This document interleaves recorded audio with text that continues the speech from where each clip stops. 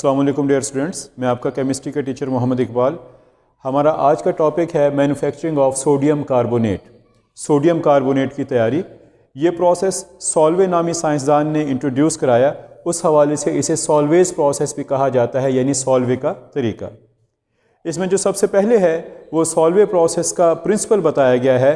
किसी भी chemical industry में एक बेसिक रिएक्शन होता है जिस पर उस पूरे प्रोसेस का इन्हिसार होता है। उस बेसिक रिएक्शन को हम उस जो है वो प्रोसेस का प्रिंसिपल कहते हैं, उसूल कहते हैं, यानी पूरे प्रोसेस का इन्हिसार उस एक रिएक्शन पर होता है।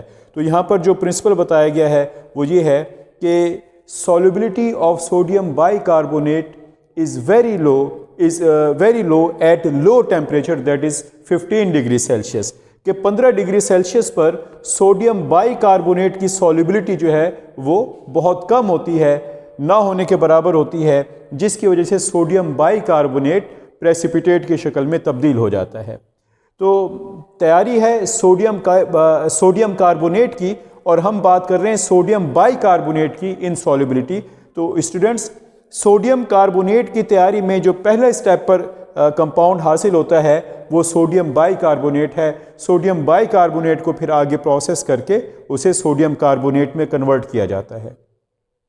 तो जब हम मुख्तलिफ कंपोनेंट्स को मिलाते हैं और रिएक्शन होता है तो उस रिएक्शन के नतीजे में सोडियम और बाइकार्बोनेट रेडिकल आपस मिलते हैं और उससे सोडियम बाइकार्बोनेट होता है। ये सारे का सारा प्रोसेस लो टेम्परेचर पर 15 डिग्री सेल्सियस पर किया जाता है, जिसकी वजह से ये सोडियम बाइकार्बोनेट उसमें इनसॉल्युबल हो जाता है। अब इसका आगे रॉ मटेरियल है, खाम माल, जिसकी बुनियाद पर जिनकी मदद से हम जो है वो सोडियम कार्बोनेट तैयार करते हैं। उसमें 3 चीज़ें हैं। सबसे पहले है सोडियम क्लोराइड। इसका एक्वस सोल्यूशन हम इस्तेमाल करते हैं, उस एक्वस सोल्यूशन को हम ब्राइन भी कहते हैं। The concentrated solution of sodium chloride is called brine. दूसरे नंबर पर लाइमस्टोन है, कैल्शियम कार्बोनेट CaCO3, चूने का पत्थर। नेक्स्ट है हमारे पास अमोनिया गैस NH3। इसे जो है वो हाबर्स प्रोसेस की मदद से तैयार किया जाता है, ये आप अगले टॉपिक में पढ़ेंगे। उसके बाद मुख्तलिफ स्टेप्स हैं कि कैसे किन किन मराहिल से गुजर कर हम सोडियम कार्बोनेट तैयार करते हैं। सबसे पहला प्रोसेस है हमारे पास, सबसे पहला मरहला preparation of ammoniacal brine. Ammoniacal brine की तैयारी। ब्राइन जैसे कि आपको बताया गया, this is the aqueous solution या this is the concentrated solution of sodium chloride. Sodium chloride का ये कंसनट्रेटेड सोल्यूशन है, उसमें से अमोनिया गैस पास की जाती है। वो अमोनिया गैस उसमें डिज़ोल्व हो जाती है, उसमें मिक्स हो जाती है। तो अब जो है जो ब्राइन है उसे हम अमोनिकल ब्राइन कहेंगे, यानी ऐसा ब्राइन जिसमें अमोनिया गैस भी शामिल है। उसके बाद अगले मरहले में जो है वो इस अमोनिकल ब्राइन की कार्बोनेशन की जाती है, यानी इसमें कार्बन डाइऑक्साइड गैस डिज़ोल्व की जाती है। तो ये जो रिएक्शन है, ये प्रोसेस है, ये लो टेम्परेचर पर किया जाता है, जैसे कि बताया गया 15 डिग्री सेल्सियस पर, 15 डिग्री सेल्सियस पर, because the gases are insoluble at high temperature. जैसे जैसे टेम्परेचर बढ़ता जाता है वैसे वैसे गैसेस की सॉल्युबिलिटी कम होती जाती है। तो गैस की सॉल्युबिलिटी को बढ़ाने के लिए इस पूरे सिस्टम का, इन जो मटेरियल्स हैं, इनका टेम्परेचर कम रखा जाता है, लो रखा जाता है, और वो 15 डिग्री सेल्सियस। इस 15 डिग्री सेल्सियस पर कार्बन डाइऑक्साइड अमोनिकल ब्राइन में डिज़ोल्व होती है, अमोनिकल ब्राइन के साथ रिएक्शन करती है। इसके लिए प्रोसेस ये है कि कार्बोनेटिंग टावर, बहुत बड़ा टावर है, उसमें ऊपर से जो है वो अमोनिकल ब्राइन शावर की शक्ल में गिराया जाता है और नीचे से कार्बन डाइऑक्साइड जो है वो गैस पास की जाती है, उसमें एंटर की जाती है। तो ये कंपोनेंट्स, ये कंपाउंड आपस मिलते हैं और इनके मिलने की वजह से रिएक्शन होता है। ये रिएक्शन 2 मराहिल पर, 2 स्टेप्स पर मुश्तमिल है। सबसे पहले मरहले में कार्बन डाइऑक्साइड, अमोनिया गैस और वाटर ये आपस मिलते हैं और इससे अमोनियम बाइकार्बोनेट प्रोड्यूस होता है। ये अमोनियम बाइकार्बोनेट जो है मिक्सचर में मौजूद सोडियम क्लोराइड के साथ रिएक्शन करती है, जिससे सोडियम बाइकार्बोनेट जो है वो हासिल होता है। देखें, ये अमोनियम बाइकार्बोनेट NH4 अमोनियम और HCO3 बाइकार्बोनेट। अमोनियम बाइकार्बोनेट ये सोडियम क्लोराइड के साथ रिएक्शन करेगा तो ये इसका यहाँ से अमोनियम रेडिकल और यहाँ से क्लोराइड रेडिकल ये आपस मिलकर अमोनियम क्लोराइड बना देंगे, जबकि सोडियम और बाइकार्बोनेट ये आपस मिलकर सोडियम बाइकार्बोनेट प्रोड्यूस करेंगे। जैसा कि आपको पता है कि ये रिएक्शन लो टेम्परेचर पर हो रहा है और जो सोडियम बाइकार्बोनेट है ये प्रेसिपिटेट की शक्ल में अलहदा हो जाता है, अलग हो जाता है। तो अगले स्टेप में जो है वो इन प्रेसिपिटेट्स को फिल्टर किया जाता है और फिर अच्छे खासे पानी के साथ जो है इसे वाश किया जाता है ताकि इसमें से जो अमोनियम क्लोराइड है वो मुकम्मल तौर पर एस्केप हो जाए। उसके बाद अगला मरहला है calcination. Calcination strong heating of a substance, किसी कंपाउंड को हाई टेम्परेचर पर गर्म करना, इसमें जो है वो हवा की सप्लाई को बंद कर दिया जाता है, रोक दिया जाता है। तो हम कहेंगे in the absence of oxygen, in the absence of air. तो जब इसे हाई टेम्परेचर पर गर्म किया जाता है तो हाई टेम्परेचर पर गर्म होने की वजह से ये सोडियम बाइकार्बोनेट डिकम्पोज होता है, इससे सोडियम कार्बोनेट प्रोड्यूस होगा, वाटर और कार्बन डाइऑक्साइड।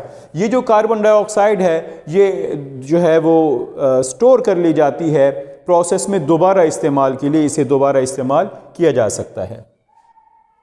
तो ये जो सोडियम कार्बोनेट हासिल होता है हाई प्यूरिटी का होता है, इसका प्यूरिटी का स्टैंडर्ड बहुत बेहतर होता है, इम्प्यूरिटीज़ इसमें नहीं होती, इसलिए इसे जो है वो मज़ीद प्यूरिफाई करने के लिए किसी प्रोसेस की ज़रूरत नहीं पड़ती। हमने देखा कि जो है वो रॉ मटेरियल में हमने कार्बन डाइऑक्साइड भी इस्तेमाल की, हमने जो है वो अमोनिया गैस भी हासिल की, इस्तेमाल की। यहाँ हमने ये देखना है कि जो कार्बन डाइऑक्साइड गैस हम इस्तेमाल कर रहे हैं उसकी तैयारी का क्या तरीका है।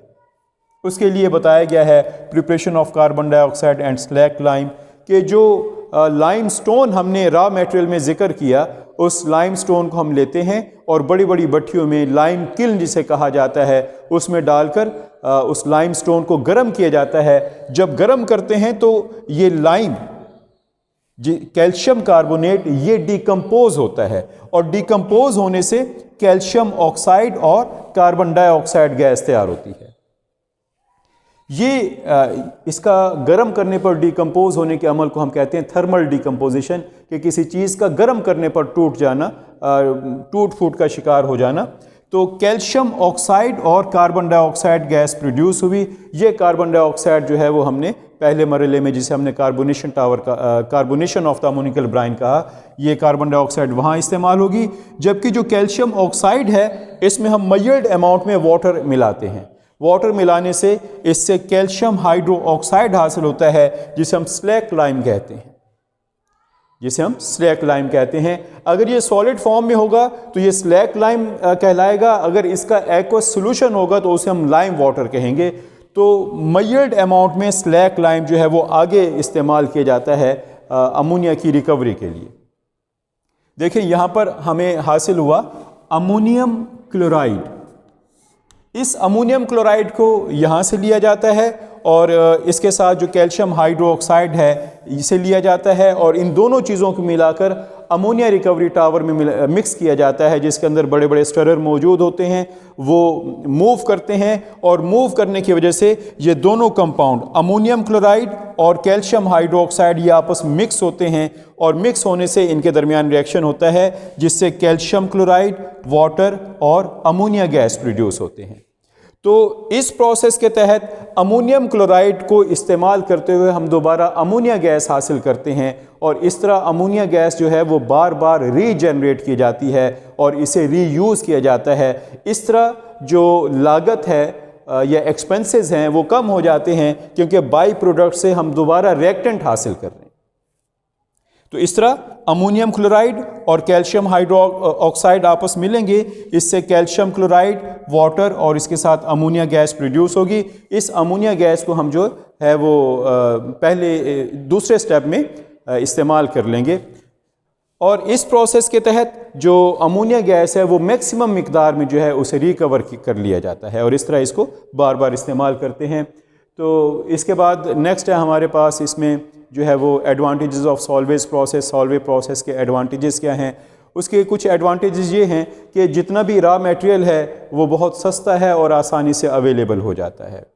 इसमें किसी किस्म की एवोपोरेशन के प्रोसेस की ज़रूरत नहीं पड़ती, जिसकी वजह से फ्यूल की कंजम्पशन जो है वो बहुत कम है।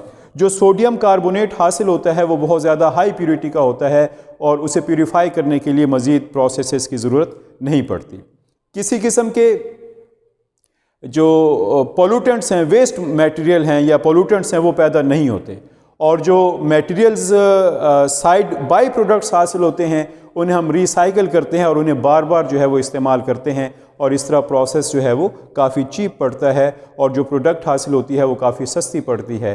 तो स्टूडेंट्स, ये हमारा आज का टॉपिक था। उम्मीद है आपने इसे अच्छी तरह समझ लिया होगा। अगर कोई प्रॉब्लम है तो हमारे व्हाट्सएप नंबर पे हमसे रब्ता करें।